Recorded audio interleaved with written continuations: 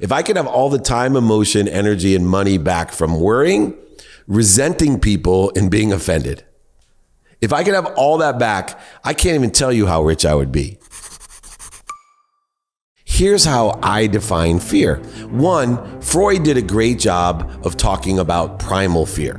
So what does that mean? Number one, we do things that we're afraid will cause us to fight, to run away or flee or flight, that we're not going to eat. So, one of the greatest fears is we're not going to have enough money to eat. We're not going to have enough food, right? These are basic primal fears that cause you to do dumb shit.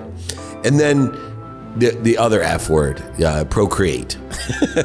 A lot of people are driven from fear that they're not going to be able to procreate.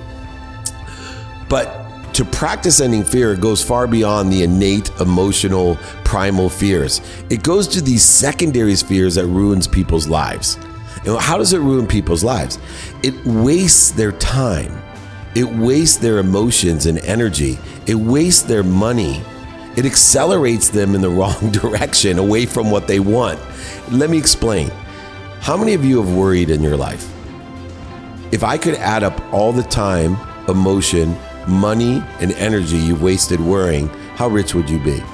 How many of you have felt inferior? If I could take all the time, emotion, money, and energy you wasted on feeling inferior, how much richer would you be?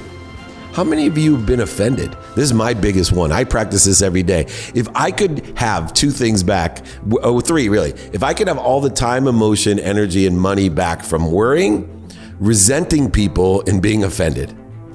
If I could have all that back, I can't even tell you how rich I would be. There'd be so much time, emotion, energy, and money in my life that I've wasted. And so when I talk about practicing ending fear, you need to identify what you're afraid of. Ego is based off of a fear of loss. It's the need to be right, the need to be offended, the need to be superior, inferior, separate, anxious, fearful, guilty is another one.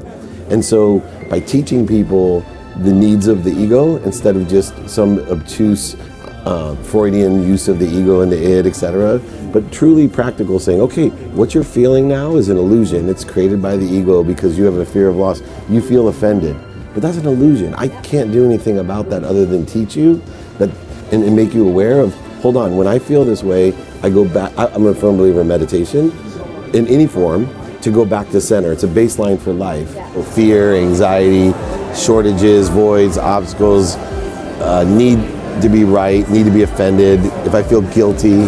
These are all things I want to be aware of. Right. Because these are all things through the experiences I've had that when I don't address that first and go back to center, to the peaceful place, that I'm not going to make good decisions. I'm going to create resistance. I actually think that I'm putting faith into what I don't want. If I feel guilty, I'm putting faith into what I don't want. If I feel scared, I'm putting faith into what I don't want. If I feel offended, I'm putting faith into what I don't want. And that's why I meditate. It's just a practice, it's a skill. So it's how quickly can I get rid of the guilt, get rid of the offense. In other words, how quickly can I go back to center, in the flow, in peace, where I can be most productive and accessible to others and access what I want.